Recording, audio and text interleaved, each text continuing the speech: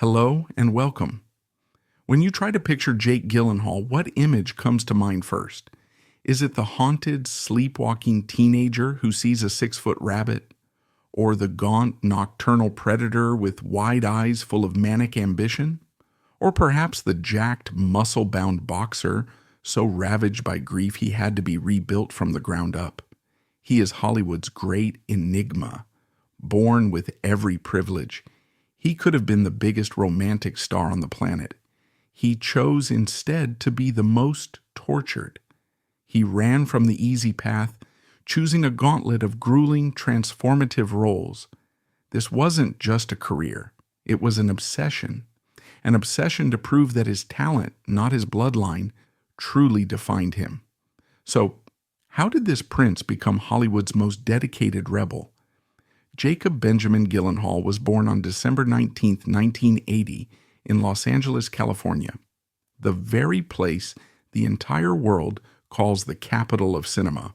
But his parentage set him on a very specific path. His father is Stephen Gyllenhaal, a respected film and television director. His mother is Naomi Foner, an Academy Award-nominated screenwriter celebrated for her work on films like Running on Empty. His older sister, of course, is Maggie Gyllenhaal, now an Oscar-nominated actress and acclaimed director in her own right. From the moment he was born, his life was a creative crucible. Dinner table conversations were likely about story structure, character motivation, and the politics of the industry. But the Gyllenhaal family tree branched out in directions far beyond the film industry. On his father's side, he is a member of the Gyllenhaal noble family, a line of Swedish aristocracy tracing its roots back to the 17th century. While the titles mean little today, this lineage imbues his background with a sense of history and gravitas, far removed from the new money of Hollywood. On his mother's side, he comes from a family of Ashkenazi Jews, with roots in Russia and Poland. Gyllenhaal has always proudly identified with his Jewish heritage, creating a fascinating blend of European nobility and the rich intellectual traditions of New York academia. This was a child who didn't just know of celebrities. They were his surrogate family. His godmother is the iconic actress Jamie Lee Curtis. His godfather was, almost impossibly, Paul Newman, the legend, the philanthropist, the man with the most famous blue eyes in cinema history. This context is crucial. Gyllenhaal was born an insider, a privilege that could have easily led to laziness or entitlement. Instead, it had the opposite effect. Freed from the fight for access, he was able to focus entirely on the fight for meaning. Gyllenhaal's childhood was a masterclass in controlled exposure. He and his sister were steeped in the arts, often appearing in small roles in their father's films, like 1993's A Dangerous Woman. But his parents drew a firm line between artistic expression and the corrupting influence of stardom. A now famous anecdote illustrates this perfectly. In 1992, a young Jake was offered a significant role in the family film The Mighty Ducks. He was ecstatic. His parents, however, refused to let him do it. The reason? The 2-month shoot would have taken him out of school. The lesson was clear and non-negotiable. His education and his development as a person were more important than an early taste of fame. But the most profound lesson came on his 13th birthday. In most Jewish families, this would be the time for a bar mitzvah, often a lavish celebration. His parents, however, invented their own ritual. They explained to Jake that to become a man, he needed to understand his place in the world. Instead of a party, they took him to volunteer at a homeless shelter. He has spoken of this as a profound, grounding experience. It was a direct, tangible confrontation with a reality that existed just miles from his privileged Los Angeles home. This bar mitzvah of sorts was designed to teach him empathy and gratitude, to ensure he never took his own life for granted. It worked. Throughout his life, he would be driven by a powerful social conscience. To further instill a sense of normalcy, his parents insisted he hold summer jobs. This heir to Hollywood and Swedish nobility spent his summers working as a lifeguard, and later as a busboy and prep cook at a restaurant owned by a family friend. After graduating from the prestigious Harvard Westlake Prep School in 1998, he moved across the country to attend Columbia University.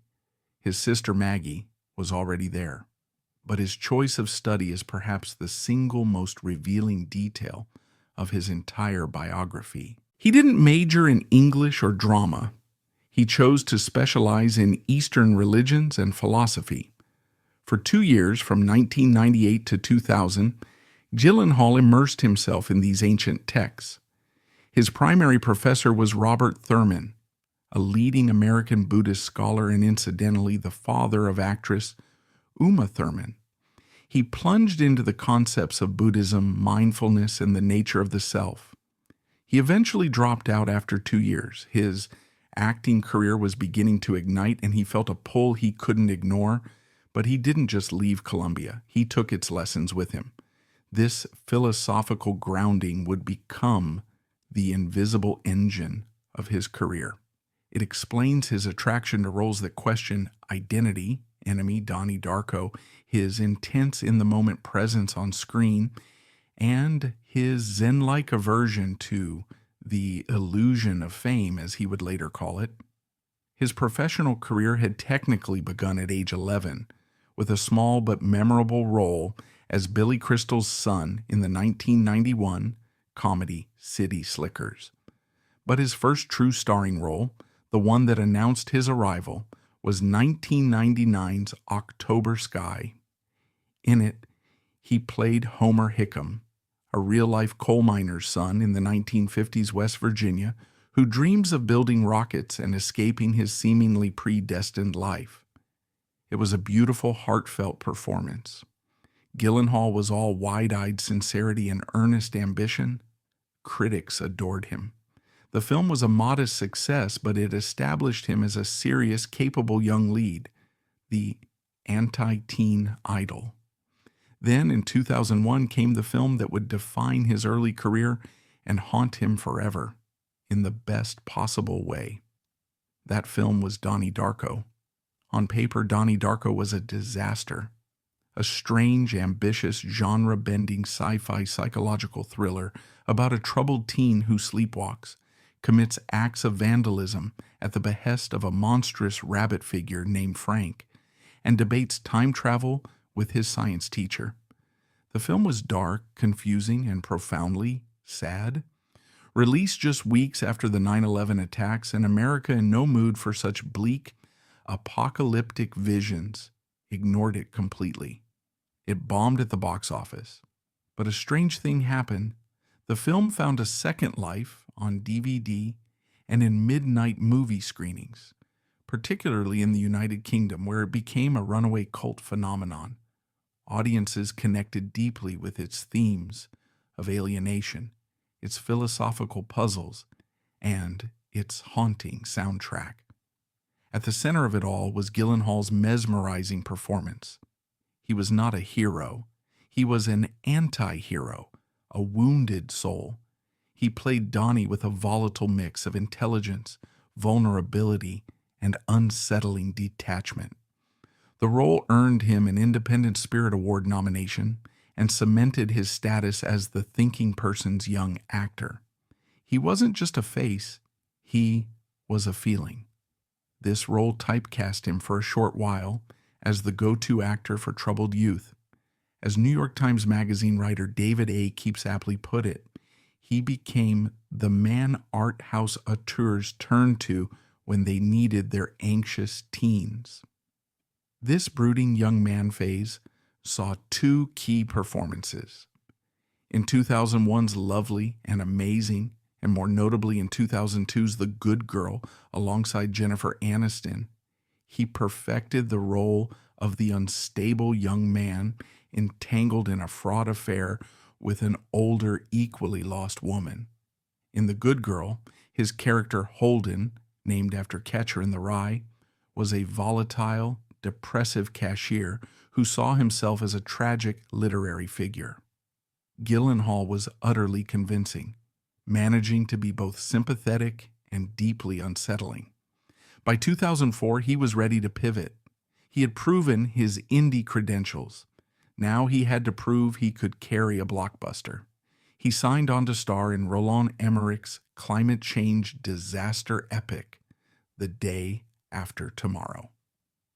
As Sam Hall, the son of Dennis Quaid's climatologist, he was thrust into the role of the conventional hero, battling a new ice age to save himself and his friends.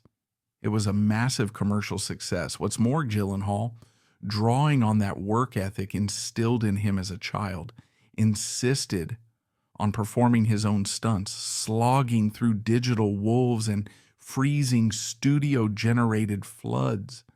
The film proved he had the charisma and physical presence of a true Hollywood leading man. He had shown the world he could be the sensitive indie darling and the reliable blockbuster hero. No one, however, could have predicted what he was about to do next. The world had now accepted him as a two-sided coin, the indie darling of Donnie Darko and the bankable hero of The Day After Tomorrow. He had the box office, he had the critical respect, and he had the freedom to do whatever he wanted. He could have chosen the path of least resistance, becoming a reliable leading man for the rest of his life. Instead, he chose to detonate his own career and rebuild it in his own image. The pivot he made next was so sharp and so profound that it would not just define his career, but would also send a seismic shock through the culture itself. He was about to enter the single most important year of his professional life. The year 2005 was the single most transformative, plate-shifting period of Jake Gyllenhaal's entire professional life. He had successfully navigated the industry's binary demands. He was the art house darling of Donnie Darko and the bankable hero of The Day After Tomorrow. He had, in essence, earned his freedom. Now he would cash in every chip he had, not on a safe bet, but on a series of radical career-defining choices. He released 3 films, Proof, Jarhead, and Brokeback Mountain, that showcased a staggering, almost defiant range. But it was the 1-2 punch of Jarhead and Brokeback that cemented his status at just 24 years old as one of the most fearless, important, and politically conscious actors of his generation. First, and most seismically, Brokeback Mountain. It is difficult in an era of streaming and normalized LGBTQ+ representation to overstate the cultural significance and perceived risk of this film in 2005. Based on Annie Proulx's sparse, devastating 1997 short story, it was a project that had languished in development hell for the better part of a decade. It was infamously, and often dismissively, known around Hollywood as the gay cowboy movie. It was a toxic property, a script that, as the story goes, no major male star in their right mind would touch. Directors like Gus Van Sant and writers like Diana Ossana, who would eventually win an Oscar for her screenplay with Larry McMurtry, had championed it for years. But A-list actors, including some of the biggest names of the 90s and 2000s, had all reportedly passed, fearing it would be career suicide. To take on such a role was to risk being typecast, to invite homophobic ridicule, and to potentially alienate the entire mainstream audience that a young actor like Gyllenhaal had just won with The Day After Tomorrow. But Gyllenhaal, the philosophy student, the product of a deeply progressive household, saw not risk, but truth. The project finally gained traction under the direction of the masterful Ang Lee, a director who specialized in stories of repression, from Sense and Sensibility to The Ice Storm. Lee saw something in Gyllenhaal and in an equally fearless, intense young Australian actor named Heath Ledger. Ledger was cast as Ennis Del Mar, the stoic, emotionally constipated, and deeply repressed ranch hand. Gyllenhaal was cast as his opposite, Jack Twist.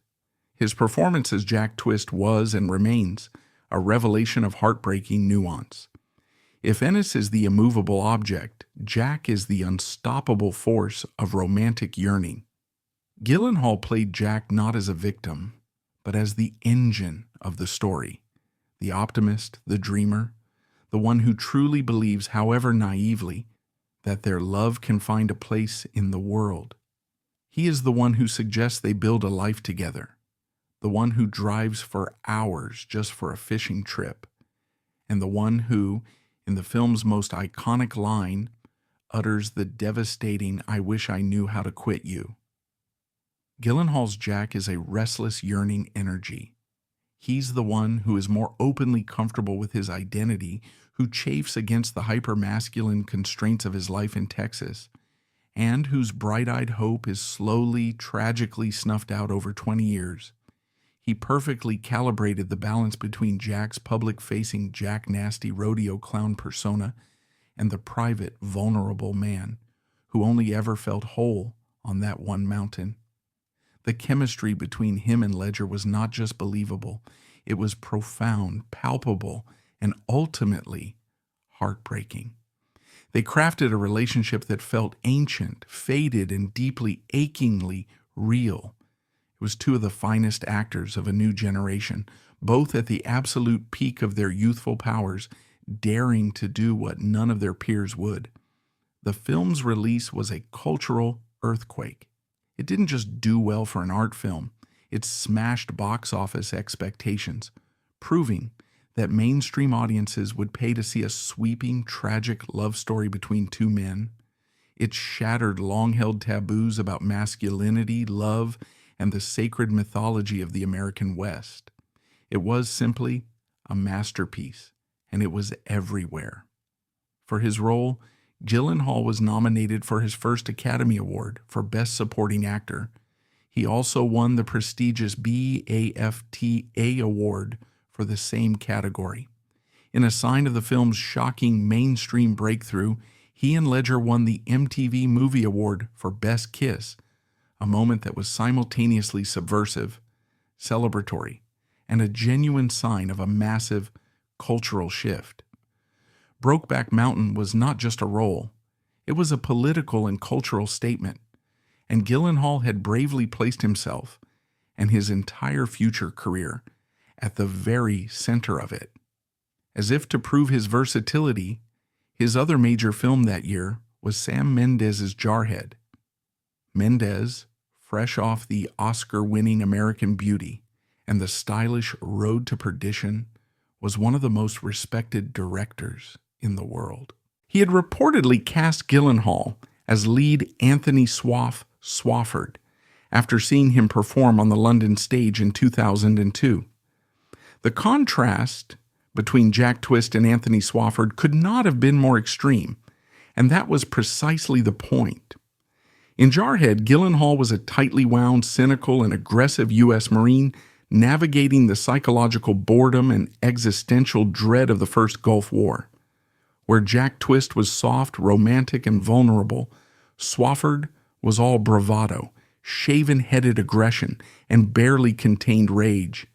He was an intellectual trapped in a grunt's body, a man who reads Camus in his gas mask, raging not against the enemy, whom they never see, but against the profound soul-crushing pointlessness of his situation. Gyllenhaal's physical transformation was total. He was lean, muscular, and carried himself with a coiled, predatory tension. It was a performance built not on action, but on inaction. It was about the psychological cost of being trained for a violence that is never unleashed, the camaraderie that curdles into toxicity, and the existential vacuum of waiting for a war that happens almost entirely without you. The third film of his 2005 trifecta was Proof, a quieter, more conventional drama directed by John Madden. In it, he played a brilliant mathematics graduate student who discovers the brilliant daughter, played by Gwyneth Paltrow, of his deceased, unstable mentor. While overshadowed by the cultural impact of his other two releases, Proof was significant. It paired him with prestige talent like Paltrow and Anthony Hopkins, and reinforced his thinking person's actor credentials. It was the safe prestige picture that balanced the ferocious risk of Brokeback and the gritty intensity of Jarhead. The pivot from 2005 set the stage for the next phase of his career. He was no longer just a promising young actor.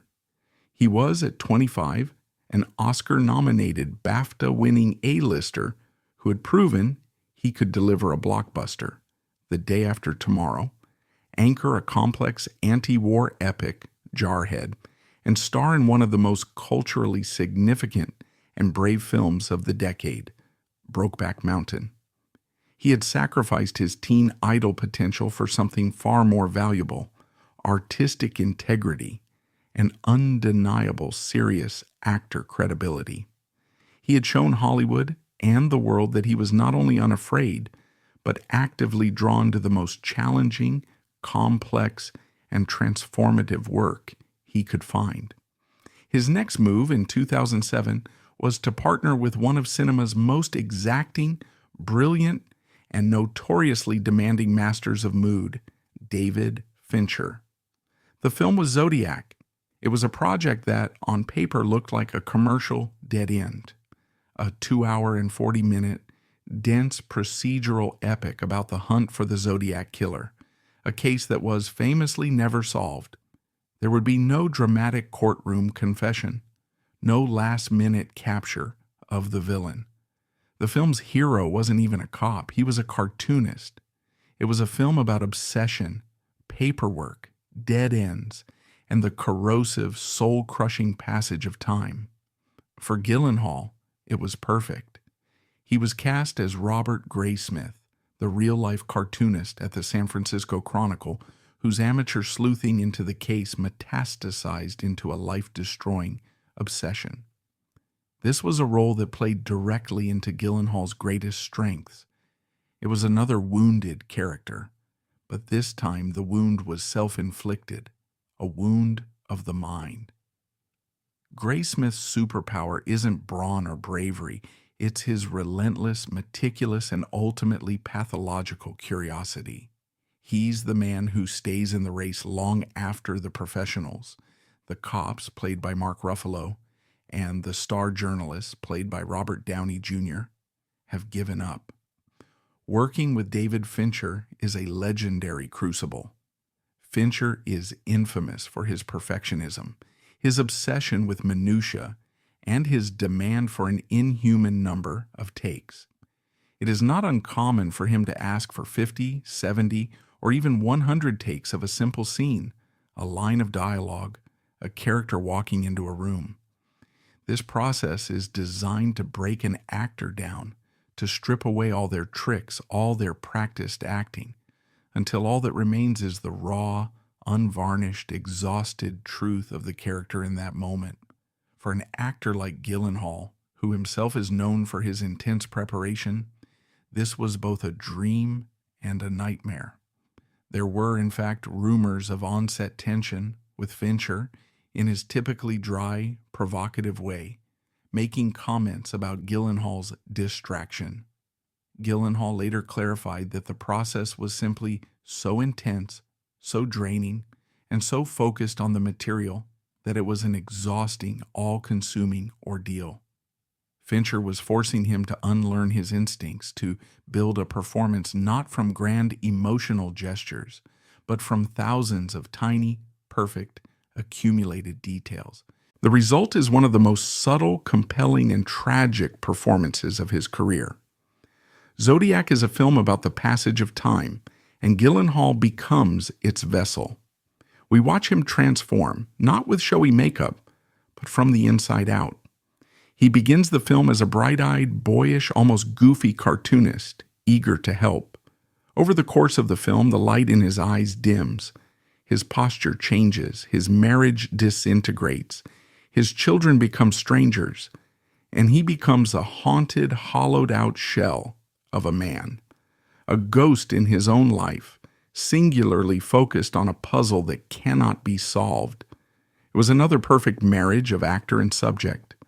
Gyllenhaal's innate intelligence and his unique ability to project a quiet but ferocious internal energy made Graysmith's descent from curious amateur to ruined man completely, terrifyingly compelling. Zodiac was not a box office smash. It was too long, too dark, and too intellectually demanding for mass audiences. But its critical stature has only grown. It is now, correctly, regarded as one of the great masterpieces of 21st century cinema. And Gyllenhaal's performance is the anchor that holds the entire sprawling epic together. He had proven, yet again, that he was willing to sacrifice his own ego and comfort for the sake of a director's vision and the integrity of a story. Having solidified his serious actor credentials, Gyllenhaal spent the next few years navigating his new status. In 2007, the same year as Zodiac, he starred in Rendition. This was the bar mitzvah at the homeless shelter side of his persona emerging once more. It was a complex post-9/11 political thriller about the CIA's controversial practice of extraordinary rendition. Gyllenhaal played the conscience of the film, a CIA analyst on the ground who witnesses the torture of a suspect and suffers a crisis of morality. The film, which co-starred Meryl Streep and Reese Witherspoon, with whom he began a high-profile tabloid fodder relationship, received mixed reviews, but it was a clear statement of Gyllenhaal's intent. He was willing to use his star power to tackle difficult contemporary political issues. Then in 2009, he took on a supporting role in Jim Sheridan's Brothers, a remake of a Danish film. He played Tommy Cahill, the black sheep brother who must step up and care for the family, led by Natalie Portman, of his golden boy brother, played by Tobey Maguire, when he is presumed dead in Afghanistan. When the brother returns suffering from profound violent PTSD, Gyllenhaal's character must navigate the impossible emotional fallout. It was a selfless, subtle, and generous performance, one that showed he was just as comfortable being the quiet anchor in an ensemble as he was being the tormented lead. By 2010, however, Gyllenhaal was at another major crossroads. He had done the art house hit, the prestige drama, the political statement, and the gritty war film. He was undeniably an A-list actor. And in Hollywood, there is a tax on that status. It was time for him to try and be the guy. It was time for his blockbuster gamble. That gamble was Prince of Persia, The Sands of Time. This was not a passion project. This was a calculated $200 million Jerry Bruckheimer-produced, Disney-backed attempt to create the next Pirates of the Caribbean. Gyllenhaal was cast as Dastan, the swashbuckling, parkour-loving prince. For the role, he underwent yet another extreme physical transformation. He packed on pounds of lean, functional muscle, emerging as a chiseled action hero physique, sword-wielding, blockbuster-leading man. The film, released in the summer of 2010, was not the mega-hit Disney had hoped for. It wasn't an outright bomb. It made a respectable $336 million worldwide, but it was a critical disaster and a domestic disappointment. More pointedly, the film drew sharp and valid criticism for whitewashing, with the very American, very Swedish Jewish Gyllenhaal playing a Persian prince, complete with a slightly awkward British accent. For Gyllenhaal, the experience seemed to be a profound lesson. He had, by all accounts, worked incredibly hard, but the role felt like an ill-fitting suit. His charisma, so potent in his other films, felt diluted, lost in a sea of CGI sand and generic action hero quips. This was his one major calculated attempt to be the traditional popcorn-selling, swashbuckling movie star, and it failed to connect. This failure, however, was perhaps the most liberating thing that could have happened to him. It proved that this was not his path. He was not, and never would be, a generic hero. As if to prove this point, his other film from 2010 provided a much clearer map to his future. Released just a few months after Prince of Persia, Love and Other Drugs was a complete 180-degree turn. Directed by Edward Zwick, the film reunited him with his Brokeback Mountain co-star, Anne Hathaway. On the surface, it was a romantic comedy, a genre he had largely avoided. But in true Gyllenhaal fashion, it was a rom-com with a dark, complex, and wounded heart. He played Jamie Randall, a charming, fast-talking, relentlessly slick pharmaceutical rep in the 1990s, at the very moment Viagra is introduced to the market. He is the ultimate salesman, a man who can sell anything, including himself. Then he meets Maggie Hathaway, a fiercely independent, brilliant artist who is in the early stages of Parkinson's disease. The film itself received mixed reviews, with many critics feeling the slick, sexy rom-com half of the story clashed uneasily with the devastating, serious drama of a degenerative illness. But Gyllenhaal's performance was singled out for universal praise. All the charisma that had been stifled in Prince of Persia was unleashed here, and it was electric.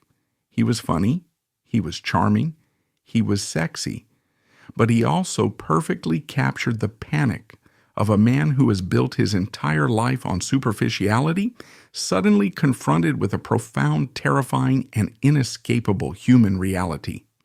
He was, for the first time, nominated for a Golden Globe, not for a dark, obsessive drama, but for Best Actor in a comedy or musical.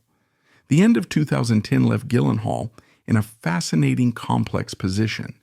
He had tasted the ashes of a blockbuster misfire and the critical validation of a complex romantic lead. He had learned definitively what he wasn't. He wasn't the next pirate's hero. He was something far more interesting. He was a craftsman who had spent the last 5 years proving his range, working with masters, and testing the limits of his stardom. The philosopher within him, the part that had studied Eastern religions at Columbia, was stirring. He was pulling back from the illusion of mainstream stardom and being pulled once again toward the more challenging, more personal, and more dangerous work. He was about to enter a new, darker, and more artistically ferocious period, one that would require him to transform not just his mind, but his entire physical being. The period from 2012 to 2013 was a profound career-defining collaboration. After the mainstream misfire of Prince of Persia and the complex charm of Love and Other Drugs, Gyllenhaal was drawn back to the shadows, back to the philosophical questions that had defined his early career. He found the perfect creative partner in the French-Canadian auteur Denis Villeneuve, a master of atmospheric dread and moral ambiguity. They would make 2 films together, back to back, that would solidify Gyllenhaal's reputation as the preeminent actor of psychological intensity. Their first project, Prisoners, 2013, was a grim, sprawling, and emotionally brutal thriller. Gyllenhaal played Detective Loki, the policeman assigned to find 2 missing girls in a rain-soaked, morally decayed Pennsylvania town. On paper, it was a cop role, but Gyllenhaal, as is his custom, refused to play the stereotype. He built the character from the outside in, creating a haunting, enigmatic figure. His hair was slicked back, his uniform a tight button-to-the-neck shirt, as if to physically contain the rage simmering beneath. His body was adorned with tattoos, zodiac symbols, Masonic imagery that hinted at a dark, unknowable past. Most notably, Gyllenhaal gifted the character a persistent, nervous eye blink, a small, subtle character tic that hinted at a deep, unseen trauma. It was a performance of controlled, simmering pressure. While Hugh Jackman's character, the grieving father, provided the film's explosive, raging heart, Gyllenhaal was its cold, methodical, and obsessive brain. We watch him, a man who appears to live entirely alone, sacrifice his own well-being to the case, his physical state deteriorating as his intellectual obsession grows. But it was their second film, Enemy, also released in 2013, though filmed first, that was a true masterpiece of surreal existential dread. This was Gyllenhaal returning to his Columbia-era philosophical roots, a film that felt like a spiritual sequel to Donnie Darko. He was cast in a dual role, Adam, a listless, shuffling, and depressed history professor, and Anthony, his exact physical double, a charismatic, confident, and volatile small-time actor. When Adam spots Anthony in a bit part in a movie, he becomes obsessed with finding him, a decision that leads both men and the two women in their lives, played by Melanie Laurent and Sarah Gadon, into a terrifying spiral. The film is a disorienting, sepia-toned nightmare, a puzzle box of identity, subconscious desire, and Freudian psychology. Gyllenhaal is astonishing, creating two distinct, utterly believable characters who are nonetheless two halves of a fractured whole. He doesn't rely on cheap tricks. The distinction is in posture, in the speed of his speech, in the energy he projects. Adam is recessive, implosive, and weak. Anthony is dominant, explosive, and predatory. The film explores themes of infidelity, the fear of commitment, symbolized by the recurring terrifying spider imagery, and the idea that, as his professor character lectures, chaos is order yet to be undeciphered. It was a film so strange, ambiguous, and intellectually demanding that many mainstream stars would have found it career suicide. For Gyllenhaal, the man who studied Buddhism under Robert Thurman, it was essential. It was a thesis on the illusion of the self. He had now proven beyond any shadow of a doubt that he could be a romantic lead, a blockbuster hero, a cult icon, and an art house muse. He had worked with the masters, from Fincher to Villeneuve. He had nothing left to prove. So naturally, he decided to push his body, his mind, and his very essence to their absolute limits, delivering two of the most staggering and violently opposing physical transformations in modern cinema history. The period from 2014 to 2015 defines the legend of Jake Gyllenhaal's commitment. It began with Nightcrawler, for the role of Louis Bloom, a sociopathic, ambitious petty thief who stumbles into the high-stakes, morally bankrupt world of night crawling, filming bloody accidents and crime scenes for local news. Gyllenhaal didn't just want to play a hungry man. He needed to become one. He and writer-director Dan Gilroy envisioned Louis not as a human, but as a creature. Their key phrase was, "hungry coyote." A coyote, Gyllenhaal reasoned, is nocturnal, gaunt, and always starving, its eyes wide, its senses alert, existing on the fringes of the urban landscape. To achieve this, he entered a brutal regimen. He began to run, not for health, but as a form of deprivation. He would run 15 miles from his home to the set every single day to physically and mentally exhaust himself. He then almost entirely stopped eating. His diet consisted of little more than kale salads and chewing gum. His mother, Naomi Foner, became, in his words, palpably worried. He shed a staggering 30 pounds from his already lean frame, dropping from his normal 180 pounds to a skeletal 150. The result was terrifying. With hollowed-out cheeks, sunken-in sockets, and bulging, unblinking eyes, he was physically unrecognizable. But the transformation was more than physical. It was spiritual. He deliberately deprived himself of sleep, wanting to tap into that wired, manic, nocturnal energy of a man who lives by the police scanner.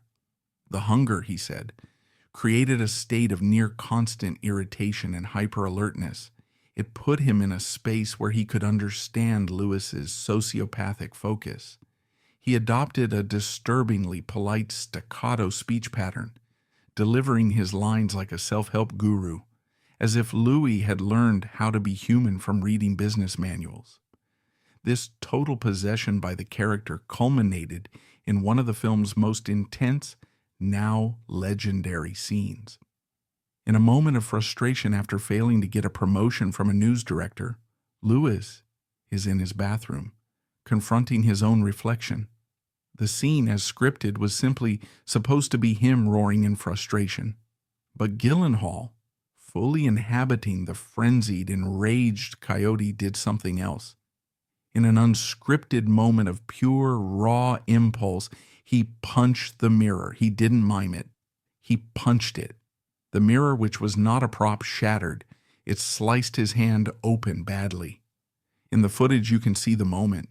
He doesn't break character. He doesn't yell, "Cut." He looks at his bleeding hand, at the shattered mirror, and continues the scene, rubbing his blood on the cabinet.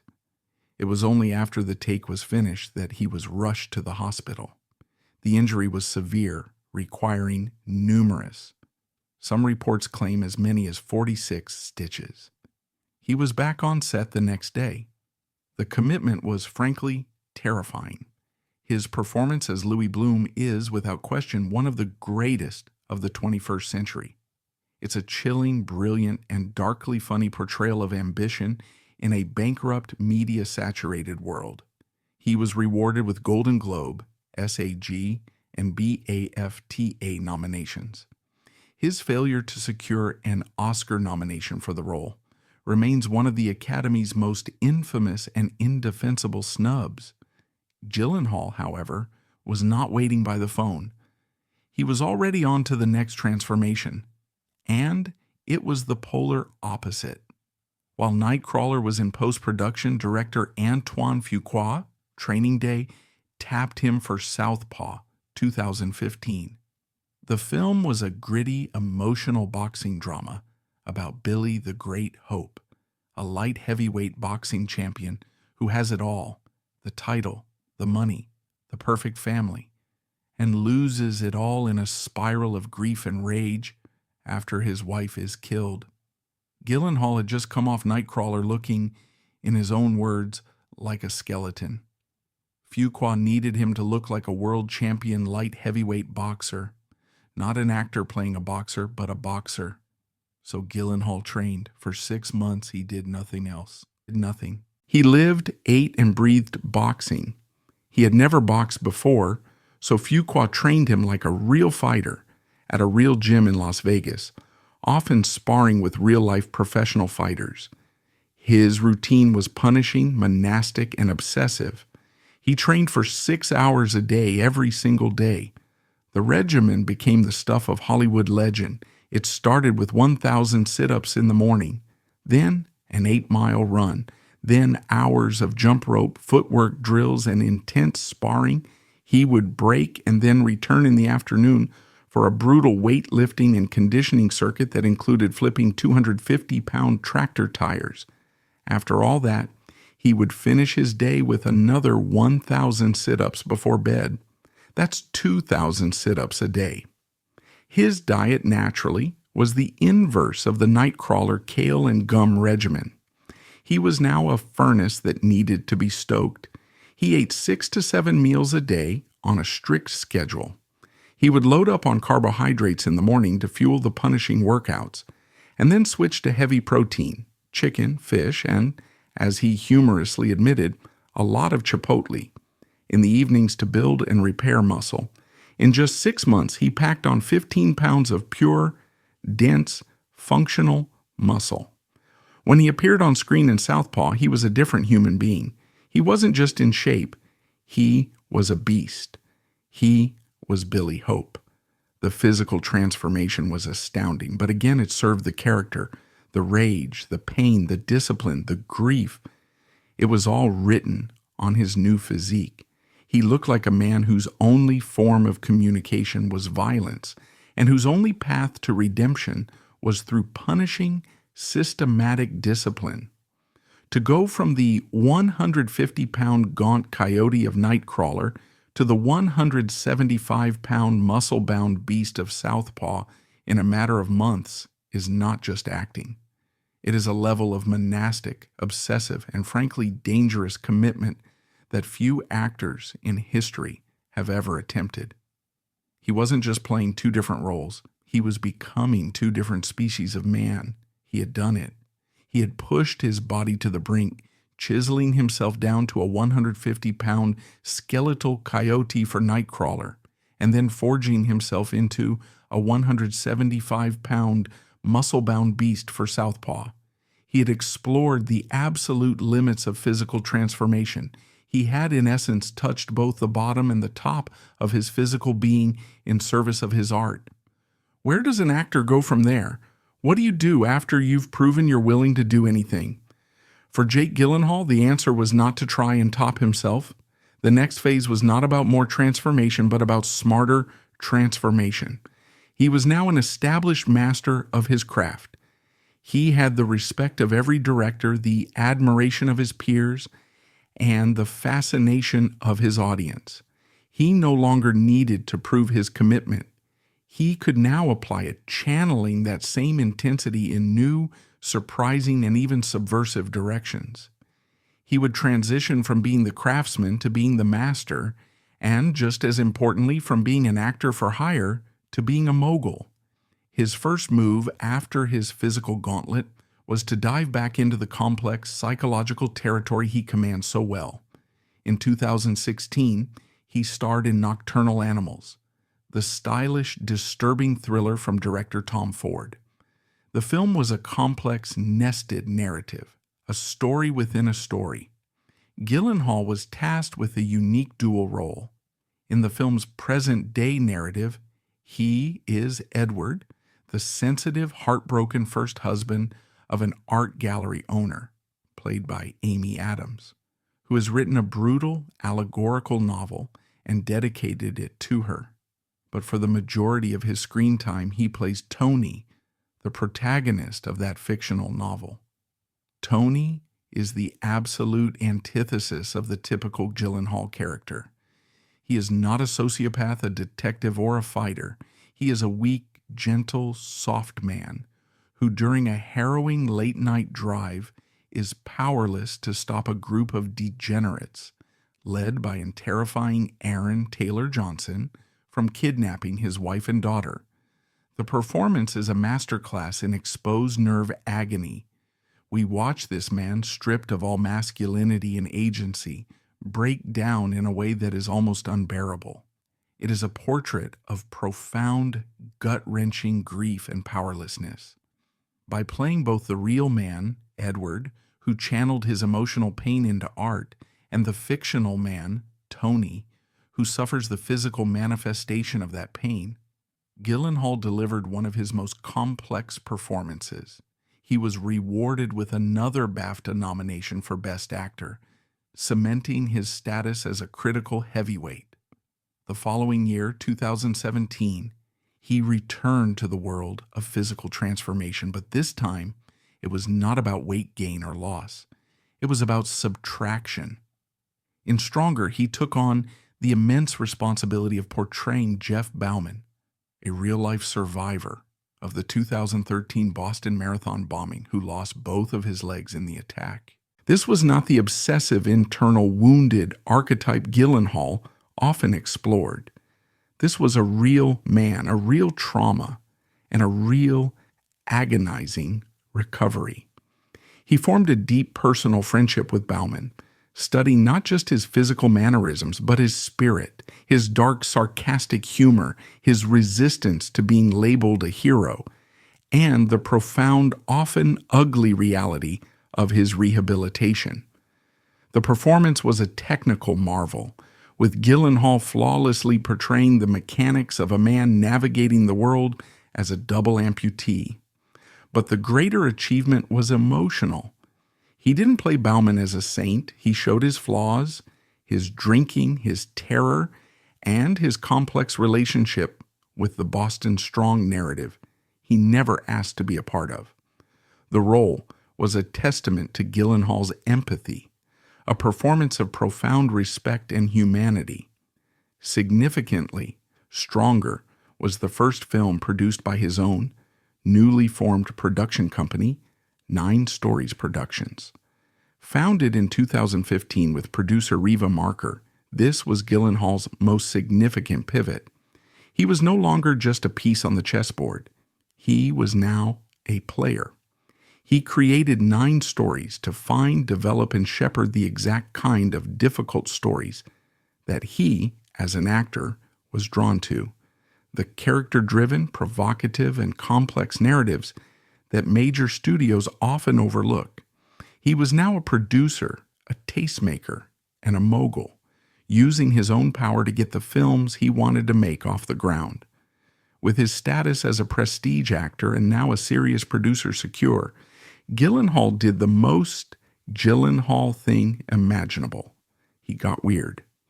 In 2017, he appeared in Bong Joon-ho's Okja, a bizarre and brilliant satire about a girl and her giant, genetically engineered super pig. Gyllenhaal played Dr. Johnny Wilcox, a washed-up, high-pitched, and hysterically unhinged television zoologist who serves as the public-facing shill for the evil corporation. The performance was a lot. With a nasal voice, awkward shorts, and a manic, sweaty energy, Gyllenhaal was intentionally, gleefully awful.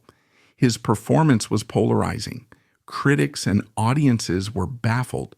But Gyllenhaal embraced this, explaining that director Bong's goal for the character was for him to be bad and unlikable.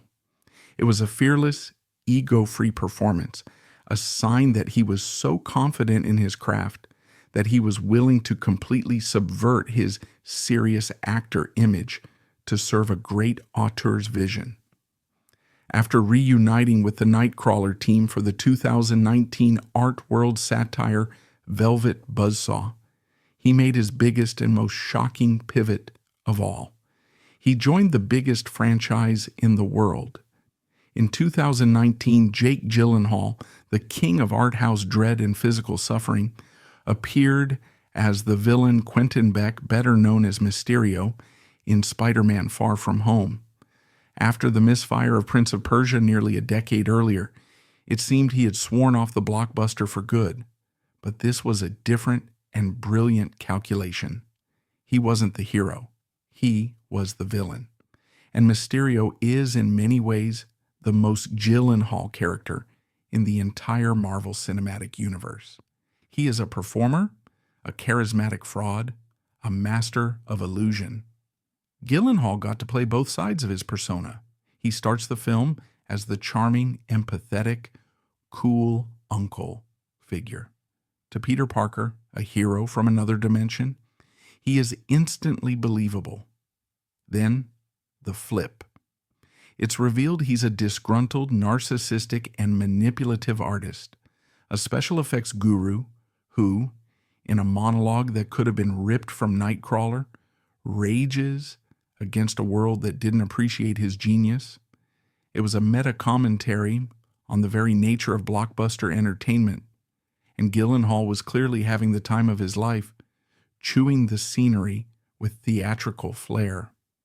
The film, by a huge margin, became his highest-grossing release ever, introducing his talents to a brand new global generation.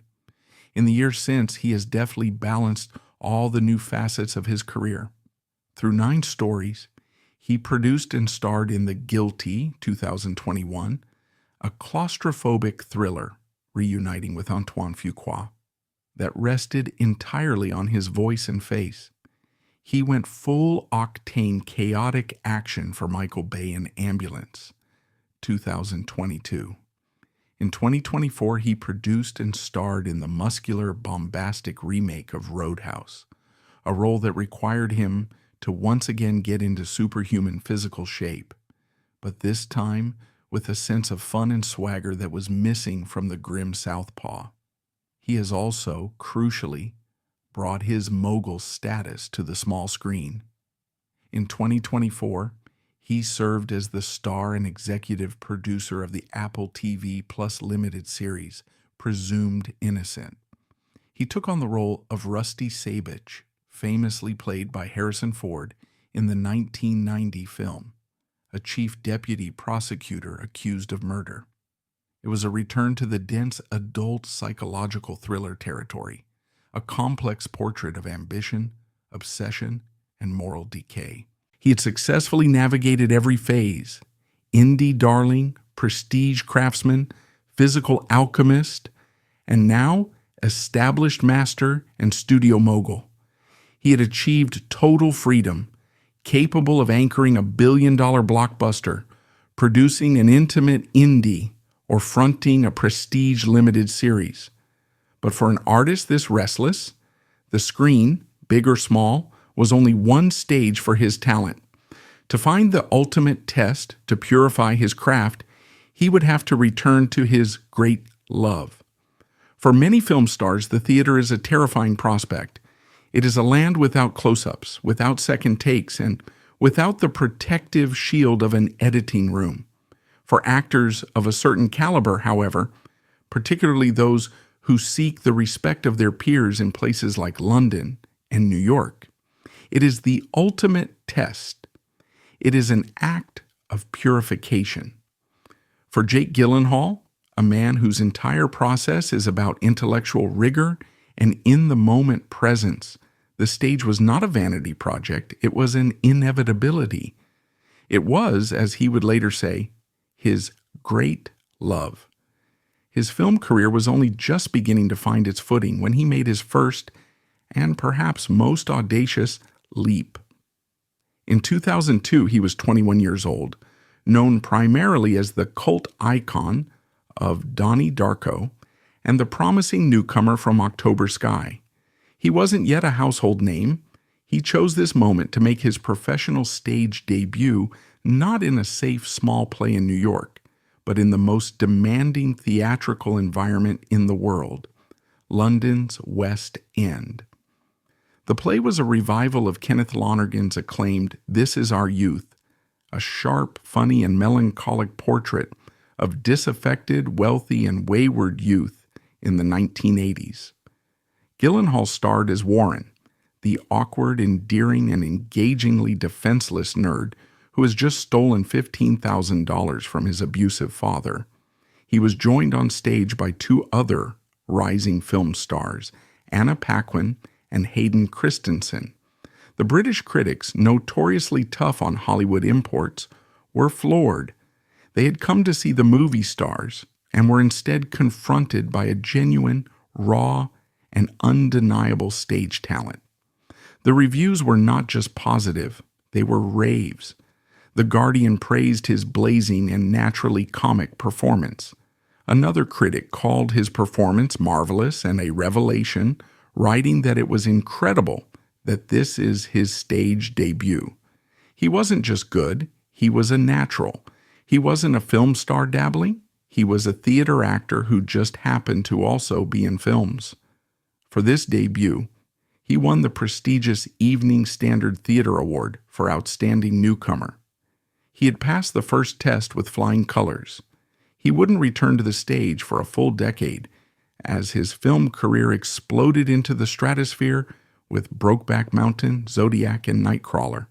But the pull of the theater, his great love, was too strong.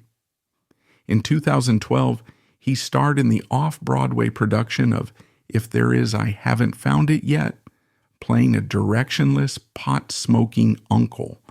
But his true return was in 2014, when he made his official Broadway debut in The Play Constellations. It was a complex, two-person drama from playwright Nick Payne that explores the relationship of a beekeeper and a quantum physicist through the lens of the multiverse.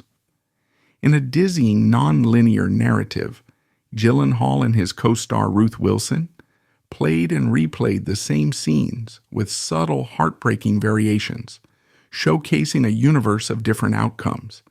It was an actor's workout, requiring hairpin emotional turns and immense technical precision. The play was a critical hit, and Gyllenhaal was praised for his astonishing and deeply affecting performance. He had proven he could handle the most complex, high-concept drama, but then he decided to do the one thing no one expected. He decided to sing. In 2017, he starred in a Broadway revival of the notoriously difficult Stephen Sondheim musical Sunday in the Park with George. The question on everyone's mind was, can he sing? The role of Georges Seurat, the pointillist painter, is not a simple part. It requires a rich, nuanced, and technically proficient baritone to handle Sondheim's complex melodies and intricate, rapid-fire lyrics. The answer was a resounding, astonishing yes. Critics were not just surprised, they were astonished. The New York Times praised his wonderful and effortless singing voice. He wasn't just proficient, he was exceptional. He didn't just sing the notes, he inhabited the character's obsessive, passionate soul. His performance was described as laser-focused and full of quiet brooding and delicate anguish. His rendition of the show's difficult centerpiece, Finishing the Hat, a song about the agonizing, isolating, and ecstatic process of creation, was called a showstopper. It was a perfect fusion of his on-screen intensity and a newfound musical talent. Because the show ran as a limited, special concert engagement, it was not eligible for Tony Award consideration, but critics and audiences agreed it was one of the single greatest performances of the season. He solidified his status as a true Broadway force in 2019 with Seawall/A Life. It was a devastating double bill of one-act monologues performed with Tom Sturridge. Gyllenhaal's piece, A Life, was a raw, deeply personal, and often funny exploration of love, fatherhood, and the profound, earth-shattering grief of losing a parent. It was just him, a stage and a story. There was nowhere to hide.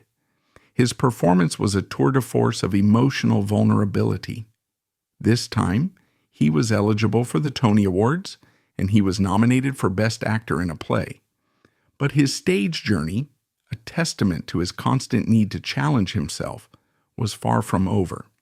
He is next set to take on one of the most challenging and iconic roles in the entire theatrical canon, Iago, opposite Denzel Washington's Othello, in a new production of Shakespeare's tragedy slated for the spring of 2026. It is a role of pure, unadulterated, and psychologically complex villainy. It is a testament to his status as a true actor's actor, equally respected on screen and on the boards, that he would be the one chosen to go toe-to-toe with a legend like Washington in the ultimate play of jealousy, manipulation, and rage. From the chaotic sets of Michael Bay to the hallowed boards of Broadway, from the psychological puzzles of Denis Villeneuve to the complex melodies of Stephen Sondheim, he had proven his mastery. He had conquered the West End as a newcomer and was now, as a veteran, preparing to tackle Shakespeare's most iconic villain opposite an American legend. He is the gaunt sociopath, the heartbroken cowboy, the obsessive detective, the brilliant painter, and the manipulative Iago. We have seen all these versions of him, these characters he builds from flesh and bone. So, who is the man who disappears so completely into these characters? By all accounts, Jake Gyllenhaal is intensely intelligent, thoughtful, and wary of the illusion of fame he was born into. He is the philosopher king, driven by the work, not the celebrity. He has spoken about choosing roles based on a feeling, a connection to the director, or a subject that frightens him. He is drawn to those wounded characters, to themes of fate and identity that he first explored in his Columbia classrooms. Of course, for an actor this famous and this handsome, a public image is unavoidable. In 2006, People magazine included him in its 50 Most Beautiful People list, and later named him one of its hottest bachelors. Empire magazine ranked him among the 100 sexiest movie stars in 2013. His personal life, particularly his relationships, has also been the subject of intense media fascination. He was in a high-profile relationship with actress Kirsten Dunst from 2002 to 2004. Later, from 2007 to 2009, he dated his rendition co-star, Reese Witherspoon. But the relationship that rocketed him into the stratosphere of pop culture legend was his brief 3-month courtship with singer-songwriter Taylor Swift in late 2010. While the relationship itself was short-lived, its alleged afterlife in her music is monumental. He is widely believed to be the subject of her song All Too Well, a fan favorite that, upon the release of its 10-minute version in 2021, became a global cultural event. The song's vivid emotional lyrics and the symbolism of a scarf left at his sister's house ignited a firestorm of media scrutiny directed squarely at Gyllenhaal, a full decade after the breakup. It's a bizarre, uniquely modern form of fame that Gyllenhaal, a deeply private man, seems philosophically opposed to and visibly uncomfortable with. He has rarely, if ever, commented on it, preferring to let his work speak for him. Since late 2018, he has been in a quiet, private relationship with French model Jean Cadieux, far from the glare of the tabloids. In his personal life, he puts the lessons from his childhood into practice. He is politically and socially active, having campaigned for Democratic candidates like John Kerry in 2004. He is a passionate environmentalist. He recycles, supports tree planting initiatives in Mozambique, and once flew to the Arctic to promote awareness of climate change. This is the man who was taught gratitude in a homeless shelter, now using his massive platform to enact the same principles. In the prompt for this story, a metaphor was suggested, a chameleon's skin. It is a fitting one. Jake Gyllenhaal has constantly changed his colors to fit the landscape of his roles. But perhaps a better metaphor is that of a sculptor. With each new part, he takes his own body, his own mind, his own voice, and chisels away everything that isn't the character. He starves himself. He bloats himself. He builds new muscle. He adopts new tics. He wires his brain to think like a sociopath, a detective, or a broken-hearted lover. His legacy is one of commitment. In an era of green screens and interchangeable movie stars, he is an actor from a bygone era, one who believes that a performance must be built from the inside out and cost the actor something. He is the rare artist who has navigated the very center of Hollywood privilege without ever becoming defined by it. He used his access not to get easy jobs, but to take on the hardest ones. He bridged the gap between the weird, beloved, indie darling of Donnie Darko and the global superstar of Spider-Man. He is the philosopher who found his truth not in ancient texts, but in the physical and emotional furnace of performance. He is the noble heir who would rather be known for his work ethic than his name. We, as an audience, are left in a constant state of anticipation, because the one thing we know for certain about Jake Gyllenhaal is that we will never truly know who he is going to be next. And in that beautiful, terrifying uncertainty lies his genius.